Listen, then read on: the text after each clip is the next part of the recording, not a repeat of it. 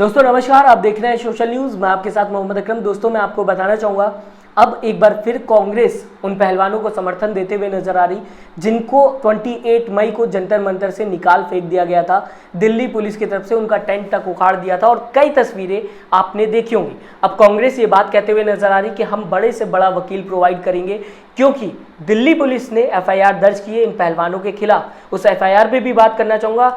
आगे की बात बता देता हूँ, दिल्ली पुलिस ने जो भी एफआईआर दर्ज की वहां पर देखने को ये मिला कि 7 घंटे के अंदर 28 मई की अगर मैं बात करूं, पहलवानों के खिलाफ एफआईआर दर्ज हो गई। लेकिन महीने से धरना चल रहा है एक इंसान के खिलाफ जो कि बीजेपी का नेता है, जिनकी अगर मैं बात करूं बृजभूषण सिंह उनका नाम है। अगर बात की जाएगी, पॉक्सो एक्ट लगा हुआ है, लेकिन दिल्ली पुलिस किस तरीके से ढिलाई दे रही है आपके सामने रखना चाहूँगा। कई पॉइंट बताना चाहूँगा आपको। पॉक्सो एक्ट अगर बात की जाए सबसे गंभीर धारा है, जिसके अंदर ये कहा जा सकता है इंसान को जल्दी रिहाई नहीं मिलती है, उसकी गिरफ्तारी तुरंत से तुरंत हो जाती, कोई उसे बचा नहीं सकता। ऐसे में क्या सच में पॉक्सो एक्ट लगने के बाद भी अभी तक बृजभूषण सिंह का खुलेआम घूमना, मीडिया से बात करना, ये दिखाता नहीं है कि कार्रवाई कितनी ढीली तरीके से चलते हुए दिखाई दे रही। दूसरी तरफ पहलवान बैठे हुए जिनके समर्थन में अब कांग्रेस उतर गई। इसी को लेकर पूरी खबर में बात करूंगा। कुछ तस्वीरें आपके सामने रखना चाहूंगा जहां पे मैं आपको बताऊंगा किस तरीके से पहलवानों को बदनाम करने की कोशिश की गई। आपने ये तस्वीर देखी होगी। फिलहाल सबसे पहले बात कर लेते हैं क्या कहते हुए कांग्रेस नजर आ रही। दोस्तों मैं आपको बता दूं, अलका लांबा प्रेस कॉन्फ्रेंस करते हुए दिखाई दी। अलका लांबा ने यह बात कही कि हम कांग्रेस की तरफ से अगर बात की जाएगी, बड़े से बड़ा वकील प्रोवाइड कराएंगे उन पहलवानों को जो अपने आत्मसम्मान की लड़ाई लड़ रहे हैं और साथ ही साथ आखिरी दम तक जब तक उनको इंसाफ नहीं मिल जाता कांग्रेस खड़ी हुई है। ये वकील इसलिए प्रोवाइड कराया जा रहा है क्योंकि दिल्ली पुलिस ने एफआईआर दर्ज की थी इन पहलवानों के खिलाफ, कई गंभीर धाराएं लगाई थी। जहां पे एक न्यूज़ के माध्यम से मैं आपको बताना चाहूँगा जो लिखा हुआ था, दंगा भड़काने, शासकीय कर्मचारियों से मारपीट और उन्हें चोट पहुँचाने जैसी गंभीर धाराओं पर एफआईआर दर्ज की गई थी इन पहलवानों के खिलाफ। एफआईआर इन पहलवानों के खिलाफ दर्ज की गई है, लेकिन जिसके खिलाफ एफआईआर दर्ज है उसे लेकर कोई भी कार्रवाई ठीक तरीके से देखने को नहीं मिल रही। और एफआईआर तब दर्ज की गई बृजभूषण सिंह के खिलाफ जब सुप्रीम कोर्ट ने प्रेशर बनाया, जब सुप्रीम कोर्ट में यह मामला गया तब जाकर दिल्ली पुलिस ने एफआईआर दर्ज की थी। 2 एफआईआर बताया जा रहा है कि दर्ज की गई। मैं आपको दोस्तों बताना चाहूँगा, एफआईआर दर्ज करने के बाद एफआईआर की कॉपी तक नहीं दी जा रही थी पहलवानों को। जब प्रियंका गांधी ने यह बात कही तब जाकर एफआईआर की कॉपी पहलवानों को मिली। एफआईआर की कॉपी को लेकर प्रियंका गांधी ने मीडिया के सामने खुद बात कही, ये रिकॉर्डेड है। अब बात कर लेते हैं 28 मई को क्या देखने को मिला। मैं उस पर बात नहीं करना चाहूँगा जो पार्लियामेंट में आपने देखा, मैं इस पर बात करना चाहूँगा जो जंतर मंतर से अगर बात की जाएगी वायरल होता हुआ दिखाई दे रहा था। सबसे पहले साक्षी मलिक की ये तस्वीर वायरल हो रही थी, जहाँ पे साक्षी मलिक की चीख इस फोटो में सुनाई तो नहीं दे रही, लेकिन समझ में हर किसी को आ रही थी जो ये फोटो देख रहा था। उसे पता था कि कितना दर्द है इस इंसान, इस महिला के अंदर जो चीख रही है, जो 1 महीने से लगातार सड़क पे बैठी हुई है, सो रही है, खाना खा रही है, क्योंकि उसको उसके आत्मसम्मान की लड़ाई लड़नी है। ये फोटो सब कुछ बयां करते हुए दिखाई दे रही थी। उस चीख में हर एक चीज़ समझ में आ रही थी जो इन पहलवानों के अंदर गूंज रही है, जो ये पहलवान झेल रहे हैं।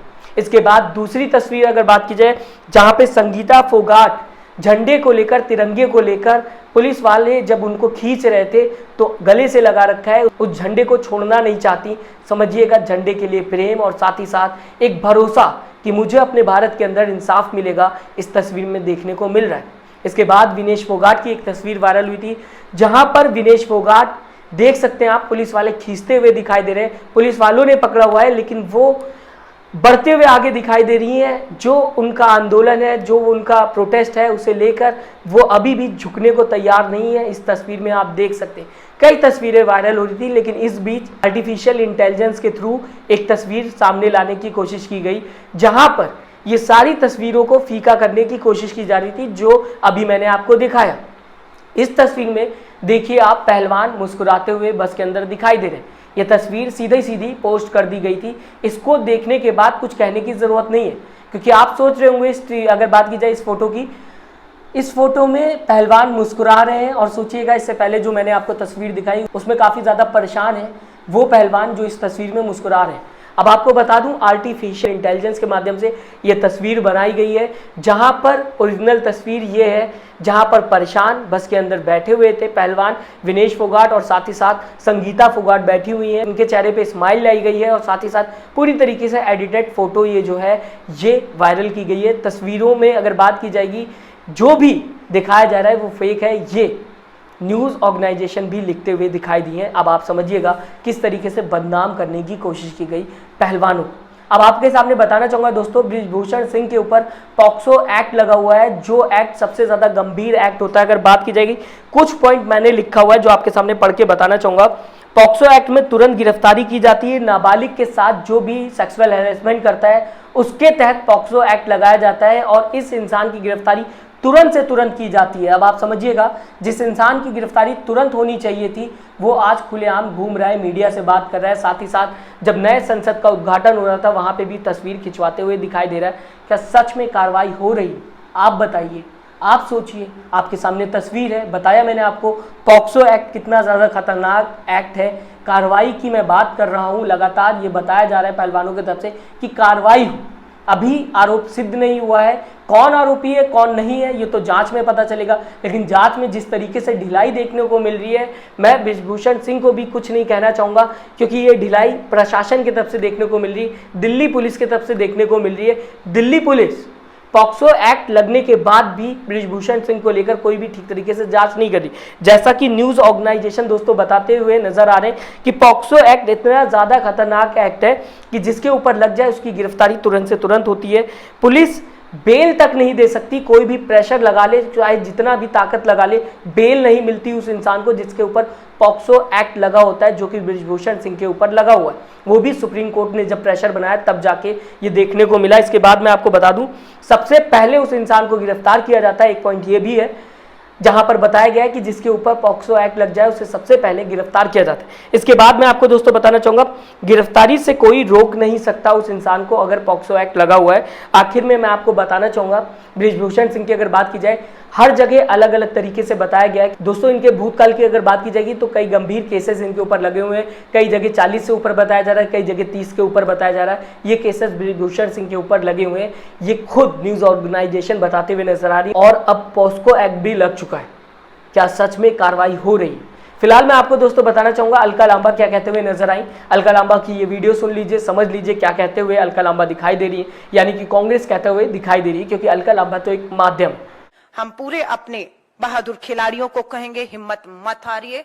हमने पहले दिन से कहा है, अभी भी हम वचनबद्ध हैं कि हम अपनी इन खिलाड़ियों के साथ, बेटियों के साथ न्याय मिल जाने तक पूरी ताकत के साथ खड़े रहेंगे। और ये आंदोलन वापस जंतर मंतर पर जिस तरह से चल रहा था, न्याय मिल जाने तक वहां पर चलने का अधिकार मिले। जो एफआईआर इन पे दर्ज की गई है, उस एफआईआर के लिए, इनके लड़ाई को लड़ने के लिए कांग्रेस अपना पूरा कानूनी तौर पर जितने से जितने भी बड़ा वकील है इनसे लड़ने के लिए जो कानूनी एफआईआर करके, इन्हें पुलिस अभी बृजभूषण को तो नहीं बुला पाई, पर इन्हें कभी भी बुलाएगी, रोज बुलाएगी। और क्या होगा यह आपके सामने है। हम धन्यवाद करते हैं हमारे बहादुर खिलाड़ी, देश का नाम अभी दोबारा से उन्होंने रोशन किया है, नीरज चोपड़ा जी।